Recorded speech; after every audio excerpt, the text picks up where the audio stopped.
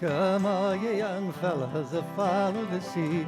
Tell me way, blow the man. Well, hello.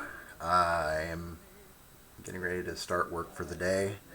And over the past couple of evenings, I've been working on this piece. It's got a ways to go, unfortunately. I really wanted to get started on ships right away, but that's okay. It's almost like a ship. What I've done so far is I base coated it with Eundon Dark Sun, which is funny because I thought I was actually using Tau Sept Ochre, but it was kind of dark in here, and I was just doing a base coat, and it didn't really matter anyway, so I guess that's not the color I used. Then I washed it with some Devlin mud, and now I'm actually going to build it back up towards bleached bone, so that's going to be the color of the morning. And once I have that done, then I'm going to go back in. I'm going to have to redo some of the water, and probably, we'll see, do the little dwelling on top, do all the wood pieces, finish up the rocks. It shouldn't take too long, honestly, but there we are. One other thing I wanted to mention, this is, as of yesterday, it was a year since I put up my first miniature painting video. I have about, nearly 90 videos up now. Most of them are miniature painting related in one way or another. A couple of reviews, some tutorials, a little bit of Drupal stuff, which is completely not miniature related. But it was just interesting to see, how much I'd done over the past year. At this point, I'm somewhere near 150 miniatures painted for the year, and I don't think I'm going to break 200, but, we'll see. And I now am over 300 subscribers, which is really cool. And I kind of wanted to commemorate that with a contest, but that's going to have to wait. And I will talk about that more as it gets closer. But I am going to do one, and it'll be related to a miniature that I'm getting in the mail, hopefully today, that I'm going to paint and then give away. So anyway, let me get to work, and we can talk more later. Or I can talk more later. You can listen. Okay, so I've got my first coat of... what the hell is that color again? Oh yeah, bleach bone. Bleach bone on there. Now let me tell you a little bit about my approach to this. As you might recall from the section of video just moments before, I had sort of a yellow undercoat under there, the Eundon Dark Sun, with a coat of Devlin mud, Devlin mud over the top of that. And now it doesn't have those colors at all, and it's really hard to tell in this. With this lighting, you might be able to tell better if it was a photograph. But in any case, what I've done, as I sometimes do, is I mixed this paint with a couple of different things. I'm going to move the camera here for a second. So I've used some golden retarder, which I use all the time now. And I have a whole video on retarder, I believe, somewhere. If I can find it, I will put a link. In any case, also a little gloss medium, and that is sort of a for making the color a little more transparent. Now, why did I do that?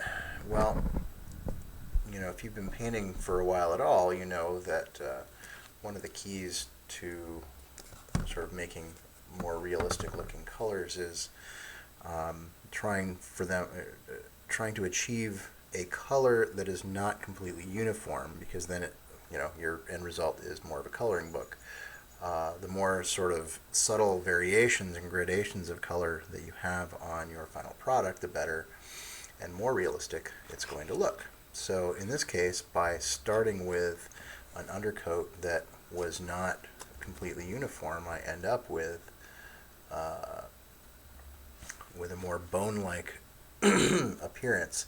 And again, I don't think the color settings are doing this quite justice yet. This should be a little more yellow than it looks in the viewfinder. Anyway, you'll have to trust me on this, that I did get the effect that I was looking for.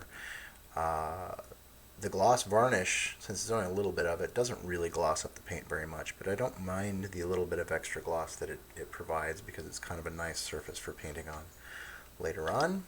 And I'm going to keep brightening from here, so this is going to be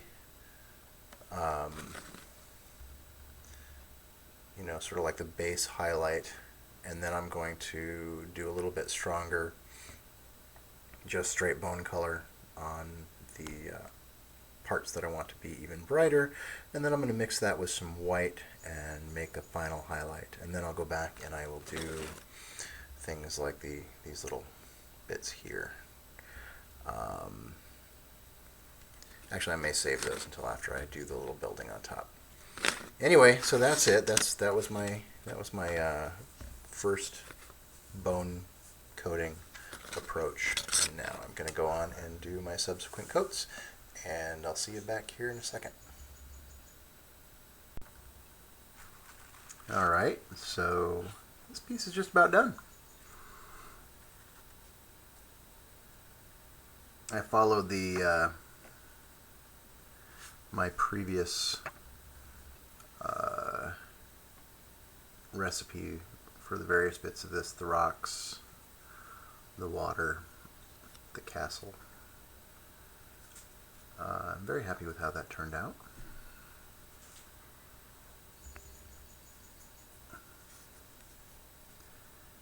And I've also prepped a couple of ships: the floating ghost ship, the, what's it called, Shade Wraith, and then the cool dwarven nautilus thing.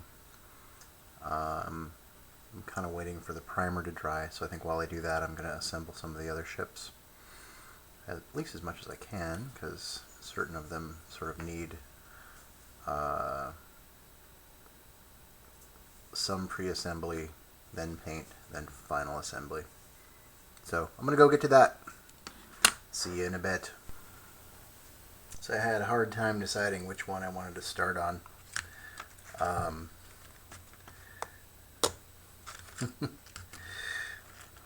So I kind of started on 3 at once. One thing that was interesting to note was this section here for the scrapulus, whatever it's called. Man, it's kind of this is a complex piece. So this needs to get painted, his guts, and then, you know, the shell gets painted separately. But then there's this third, really these are 3 pieces: the banner and 2 rows of guns. And yeah, so then this sort of sets down inside there, and I'm actually thinking that I'll assemble this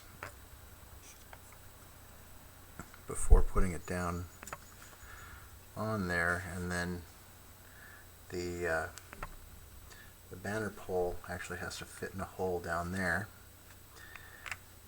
It just makes the whole thing fairly complex. But when it's done, it's going to look really cool. It's just, there's a lot going on there, and I thought I would share that. So, anyway, oh, now I can't get it apart. Well, I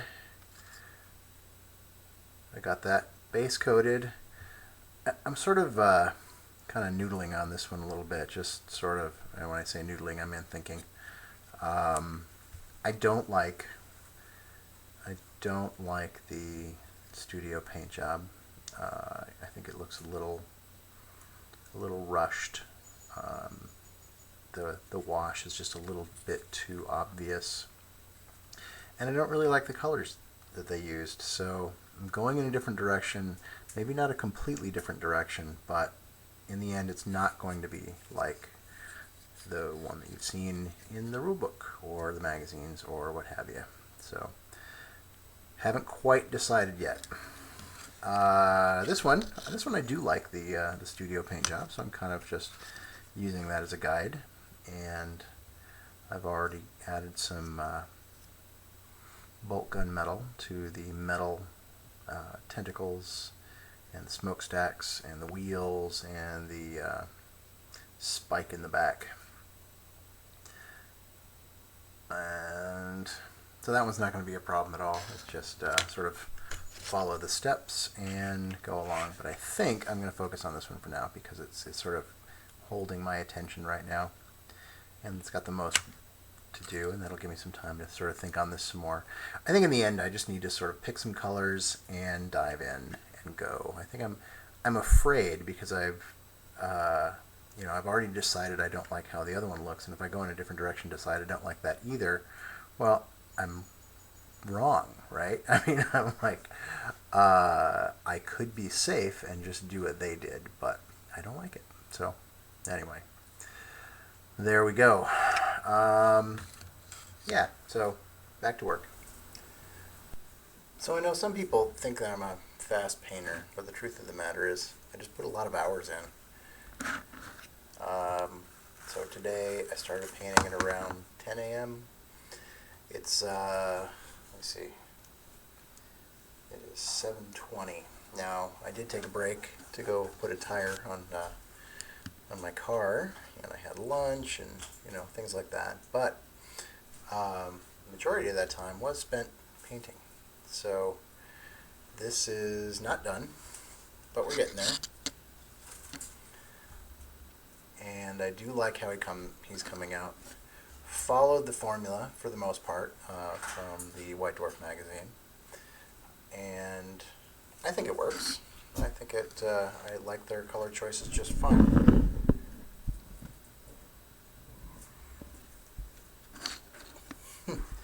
Interesting thing, the interior bits. Don't worry about them too much because you can't really see them very well. Once this thing is all assembled, it's just sort of, well, yeah, it's about all you can see. Bits of color. So don't sweat those so much. The tongue looks pretty cool, though. It's sticking out there, all red and ugly looking. The Shade Wraith, yeah, didn't get done at all. Next time. On the other hand, this guy, that did get done, and this is done.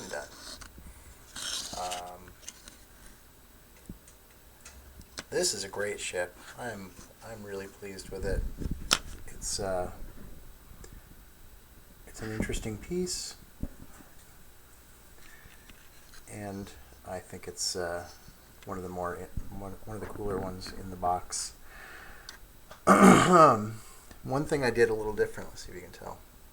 I added some patina to the brass areas. I figured there was no way that brass was going to stay clean. I don't care how many little dwarves you got out there scrubbing it every day. It's going to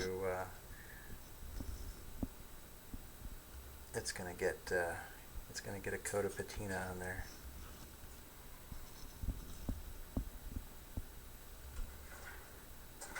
Yeah. So anyway, that's it for today. So one ship done, one ship mostly done, and the turtle carcass thing got done, and that was my day. So now I'm going to go work on this video and get it put up, and then maybe I'll look at other projects. Unfortunately, the mini that I was hoping that was going to come in today did not, so I guess we'll just have to talk about that next time. And that's it. We will see you, Well, I guess I'm going to be back working Sunday. Yeah, Sunday. So, see ya. Come all you young fellas that follow the sea. Tell me way, hey, blow the man down. And pray pay attention and listen to me. Give me some time to blow the